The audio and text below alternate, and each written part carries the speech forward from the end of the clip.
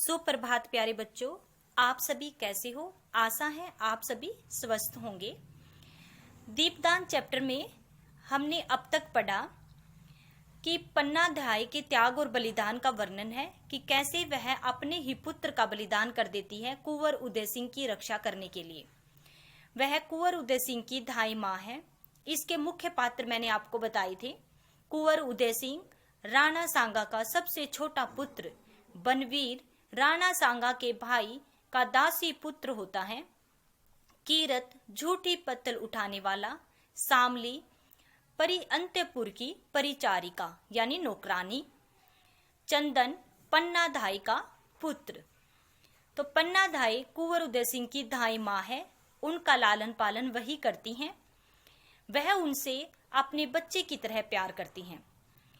जब उनको पता चलता है कि कुंवर उदय सिंह को बनवीर मारने के लिए आ रहा है, सामली उन्हें बताती है कि बनवीर ने महाराणा विक्रमादित्य की हत्या कर दी है और अब वह कुंवर उदय सिंह को मारने के लिए आ रहा है, तो आपको कुंवर उदय सिंह की रक्षा करनी होगी। तो पन्नाधाय कहती है कि चित्तौड़ का जो राज्य है वह दासी पुत्र बनवीर को सहन नहीं कर सकेगा, यानी उसे गद्दी पर नहीं देख सकेगा। मुझे इकलौते वारिस उदय सिंह की रक्षा करनी होगी। फिर वह अपने मन में सोचती है कि मैं कैसे उनकी रक्षा करूं। तभी कीरत का जो झूठी पत्तल उठाने वाला होता है उनका वहां पर प्रवेश होता है। वह सोचती है कि यह झूठी पत्तलें उठाता है और उन्हें कहती है कि आप महल में कैसे आई, महल में तो बहुत पहरा है। वह कहता है कि मैं कोई पैसे लेने के लिए नहीं आता, यहाँ पर झूठी पत्तलें उठाने के लिए आता हूं, तो मुझे कौन रोकेगा टोकेगा। फिर वह उससे उदय सिंह के विषय में कहती है कि आप उससे कितना प्यार करते हैं। कीरत कहता है कि प्यार जबान से नहीं दिल से होता है और मौका आने पर मैं उदय सिंह के लिए अपने प्राण भी न्यौछावर कर सकता हूं। आगे देखिए कि कीरत पन्नाधाय को क्या कहता है और पन्नाधाय कीरत से क्या प्रण लेती है। आज हम आगे यहीं से चैप्टर शुरू करेंगे। ध्यान पूर्वक सभी सुने, देखिए। तो चलिए बेटा चैप्टर को आगे कंटिन्यू करते हैं। जब पन्ना कीरत से कहती हैं कि उदय सिंह की आप रक्षा कर सकते हो, तो कीरत कहता है कि उसके लिए मैं अपनी जान तक दे सकता हूं। तो आगे देखिए पन्ना, तो वह मौका आ गया है कीरत। कीरत मौका, कैसा मौका, एकदम से चौंक कर कहता है कि मौका, कैसा मौका। पन्ना कुंवर जी को बचाने का, यानी कुंवर उदय सिंह जी को बचाने का। कीरत हुक्म दे अन्नदाता, यानी आप तो मेरे अन्नदाता हैं, मुझे आज्ञा दे, मुझे हुक्म दे। पन्ना अच्छा तो सुनो, तुम बारी हो, तुम्हें बाहर जाने से कोई नहीं रोकेगा। तुम बारी हो, बारी मीन्स तुम झूठी पत्तल उठाने वाले बारी हो, और जब तुम यहाँ से झूठी पत्तल उठाकर जाओगे तो तुम्हें कोई रोकेगा भी नहीं। तुम तो टोकरी में झूठी पत्तल उठा के जाते ही हो। कीरत ठीक कहती हैं अन्नदाता, आते वक्त भी किसी ने नहीं रोका। पन्ना तो तुम कुंवर जी को टोकरी में लिटाकर उन पर गीली पत्तलें डालकर महल से बाहर निकल जाओ, यानी तुम कुंवर उदय सिंह को टोकरी में लिटाओ, उनके ऊपर गीली पत्तलें डाल लो ताकि किसी को दिखाई न दे और महल से जल्दी से कुंवर उदय सिंह को निकाल लो। अब दोनों का प्रस्थान, पन्ना का प्रवेश, दोनों का प्रस्थान हो जाता, दोनों चले जाते हैं और फिर पन्ना का प्रवेश होता है। पन्ना अब ठीक है, कुंवर की रक्षा हो गई। पन्ना वापिस से अपने कक्ष में आती है और कहती है ठीक है अब तो कुंवर जी की रक्षा हो गई है। आगे देखिए फिर क्या होता है। सामली जो एक परिचारिका है, नौकरानी है, पर एक बात है धाई माँ। पन्ना क्या। सामली कहती है बनवीर यहाँ जरूर आएंगे, वे तुम्हारे महल में कुंवर जी की खोज करेंगे। जब वे कुंवर जी को न पाएंगे और तुमसे पूछेंगे तो तुम क्या उत्तर दोगी। यानी सामली कहती है कि बनवीर यहाँ जरूर आएगा और कुंवर जी की खोज करते हुए उसे पूछेगा, तो तुम क्या उत्तर दोगी। पन्ना कहती है कह दूंगी कि मैं नहीं जानती। सामली इससे वे नहीं मानेंगे। क्रोध में आकर अगर उन्होंने तुम्हारे ऊपर तलवार चला दी तो कुंवर जी तुम्हारे बिना कैसे जिएंगे। पन्ना मुझे उसकी चिंता नहीं है सामली। शामली, पर चिंता कुंवर जी की है, तुम्हारे बिना वे भी तो जीवित नहीं रहेंगे।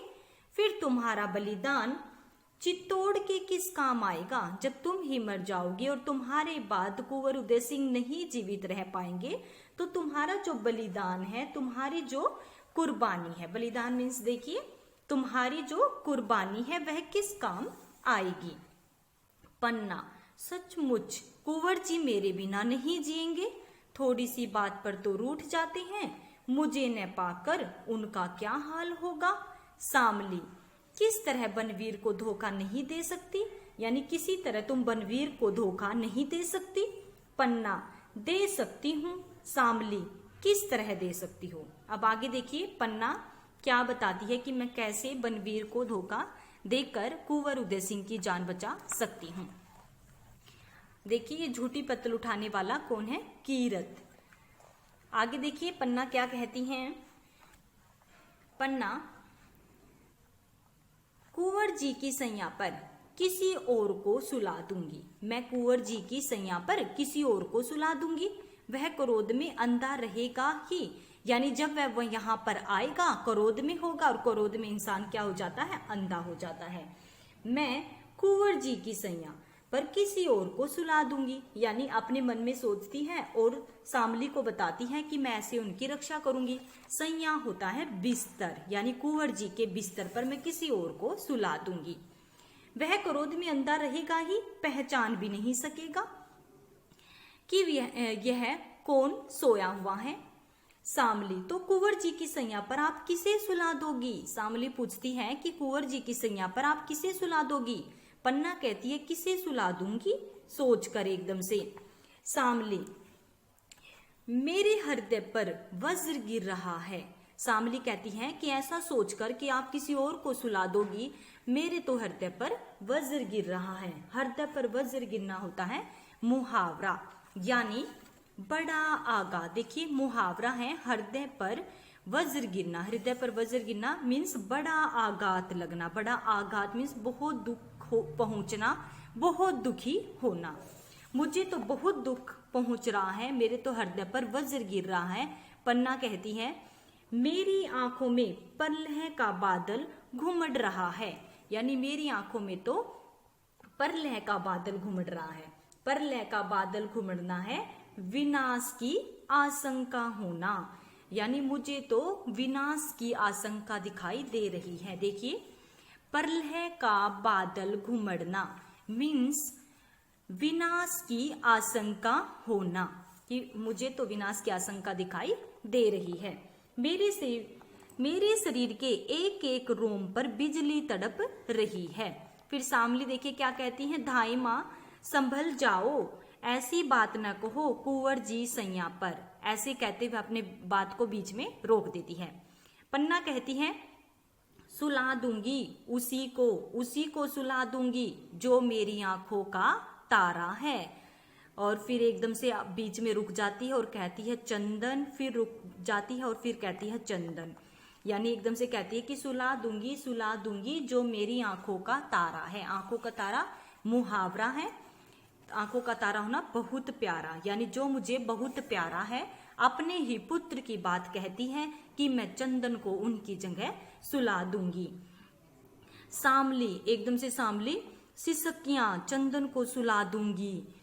एकदम से सिसकियां भरती हुई कहती है कि चंदन को सुला दूंगी, उस नन्हे से लाल की हत्यारे की तलवार के नीचे रख दूंगी। कहती है सिसकियां एकदम से लेकर कहती है कि चंदन को सुला दूंगी, उस नन्हे से लाल के हत्यारे के नीचे, कि उसकी तलवार के नीचे अपने पुत्र चंदन को रख दूंगी।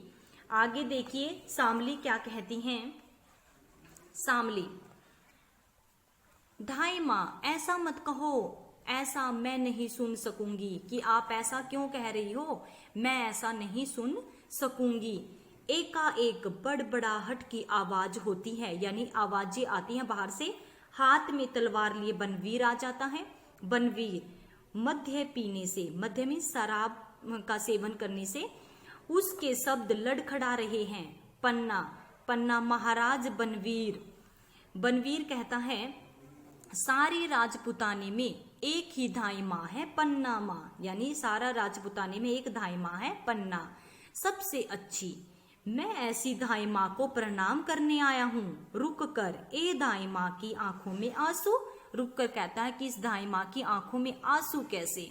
पन्ना नहीं, आंसू नहीं है, आज मेरे कुंवर बिना भोजन किए ही सो गए हैं।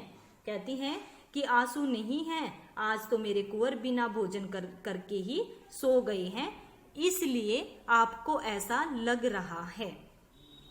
फिर आगे देखिए, बनवीर कहता आज के दिन भोजन नहीं किया? अरे आज तो उत्सव का दिन है, आनंद का दिन है। अट्टहास करता है, एकदम से हंसता है। मेरे महल में कहता है कि मेरे महल में तो आज ये आनंद का दिन है, उत्सव का दिन है, अट्टहास करने का दिन है। अट्टहास करता है। आज के लिए इतना ही, आगे हम कल करेंगे। आप इस चैप्टर को यहाँ तक 2 टाइम रीड करें। धन्यवाद। आप सभी का दिन शुभ हो। अच्छा बच्चों, यहाँ तक चैप्टर समझ में आ गया। आज हमने दीपदान चैप्टर में पढ़ा कि जो कीरत होता है, झूठी पत्तल उठाने वाला, पन्ना धाई उनसे पूछती है कि आप कुंवर उदय सिंह से कितना प्रेम करते हैं। तो कीरत बताता है कि ये जुबान से नहीं, दिल से कहने वाली बात है और मैं दिल से कुंवर उदय सिंह को प्यार करता हूँ और मौका आने पर उसके लिए अपने प्राण भी न्यौछावर कर सकता हूँ। तो पन्ना धाई आगे उन्हें कहती हैं कि फिर वह मौका आ गया है। कहता है, एकदम से आश्चर्यचकित होकर कीरत कहता है, क्या पन्ना धाई, क्या बात हो गई है? तो पन्ना धाई उन्हें कहती है कि बनवीर कुंवर उदय सिंह को मारने के लिए आ रहा है और स्वयं राजगद्दी पर बैठना चाहता है। आपको कुंवर उदय सिंह की रक्षा करनी होगी। आप झूठी पत्तल उठाने वाले बारी हो, आपको कोई रोकेगा टोकेगा भी नहीं और आराम से आप टोकरी में कुंवर उदय सिंह को लेटाकर उसके ऊपर गीली पत्तलें ढालकर यहाँ से निकल जाओ। ऐसा कहकर वह अपने कक्ष में प्रवेश करती है। तभी सामली जो अंतपुर की परिचारिका है, वह पन्ना धाई को कहती है। पन्ना धाई ऐसे बड़बड़ाती है कि उदय सिंह की रक्षा हो गई, उदय सिंह की रक्षा हो गई। लेकिन सामली कहती है कि बनवीर उसको ढूंढने के लिए राजमहल में जरूर आएंगे, उदय सिंह को यहाँ ढूंढेंगे और जब वह उनको यहाँ पर नहीं पाएंगे तो वह आपको मार देंगे और आपके मरने के बाद कुंवर उदय सिंह जीवित नहीं रह पाएंगे। वह आपके बगैर 1 मिनट भी नहीं रहते तो पूरी जिंदगी आपके बगैर कैसे रहेंगे? वह उसी समय मर जाएंगे। पन्ना धाई सोचती है और कहती है, हाँ सामली, आप बिल्कुल ठीक कह रही हो। कुंवर उदय सिंह तो मेरे बगैर रह ही नहीं पाएंगे, वह मर जाएंगे। अब क्या करें? सामली कहती है कि आप किसी तरह बनवीर को धोखा नहीं दे सकती। फिर वह अपने मन में सोचती है पन्ना धाई और कहती है कि हाँ, मैं बनवीर को धोखा दे दूंगी, कुंवर उदय सिंह की रक्षा हो जाएगी। सामली पूछती है कि आप क्या सोचे जा रही हैं? वह एकदम से सिसकियां भरती है और कहती है कि हाँ, अपने हृदय पर मतलब कि पत्थर रखकर कहती है कि मैं अपने आंखों का तारा यानी अपने पुत्र का बलिदान कर दूंगी और बनवीर की नंगी तलवार के नीचे अपने पुत्र का सिर रख दूंगी और उदय सिंह को बचा लूंगी। आज हमने सिर्फ इतना ही चैप्टर रीड किया है। आप इसको 2 टाइम रीड करेंगे। आगे देखते हैं कि किस प्रकार वह अपने बच्चे का बलिदान करती है और कुंवर उदय सिंह की रक्षा कर पाती है। धन्यवाद। आप सभी का दिन शुभ हो।